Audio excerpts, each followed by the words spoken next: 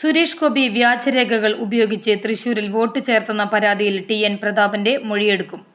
City police കമ്മീഷണർക്ക് തിങ്കളാഴ്ച വിവരങ്ങൾ കൈമാറാൻ നോട്ടീസ് നൽകി. സുരേഷ് ഗോപിക്കെതിരെ ടി.എൻ. പ്രതാപൻ പോലീസിൽ പരാതി നൽകിയിരുന്നു. വ്യാജരേഖ സത്യവാങ്മൂലം നൽകി വോട്ട് ചേർത്തതിൽ നടപടിയെടുക്കണമെന്നായിരുന്നു പരാതിയിലെ ആവശ്യം. വ്യാജരേഖ ചമച്ച് വോട്ട് ചേർത്തെന്നാണ് കേന്ദ്രമന്ത്രി സുരേഷ് ഗോപിക്കെതിരെ ടി.എൻ. പ്രതാപന്റെ പരാതി. വ്യാജരേഖ ചമച്ചുവെന്നും വ്യാജ സത്യവാങ്മൂലം നൽകിയെന്നും ചൂണ്ടിക്കാട്ടി സിറ്റി പോലീസ് കമ്മീഷണർക്കാണ് പരാതി നൽകിയത്.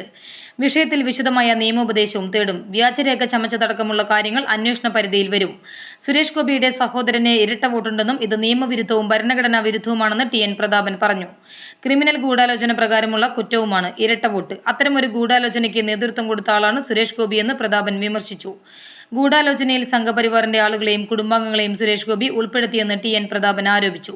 ഇരട്ട വോട്ടുകൾ സഹിതമുള്ള ക്രമക്കേടുകൾക്കെതിരെ കോടതിയിലും തിരഞ്ഞെടുപ്പ് കമ്മീഷനിലും നിയമ നടപടികളുമായി മുന്നോട്ടു പോകുമെന്നും ടി.എൻ. പ്രതാപൻ വ്യക്തമാക്കി. സിറ്റി പോലീസ് കമ്മീഷണർക്ക് ഇക്കാര്യങ്ങൾ കൂടി ഉന്നയിച്ചാണ് പരാതി നൽകിയത്. വരണാധികാരിയായ ജില്ലാ കളക്ടറുടെ കയ്യിൽ പ്രാഥമിക വിവരങ്ങൾ തേടിയ ശേഷം തുടർ നടപടികൾ സ്വീകരിക്കുമെന്ന് കമ്മീഷണർ അറിയിച്ചതായി ടി.എൻ. പ്രതാപൻ പറഞ്ഞു.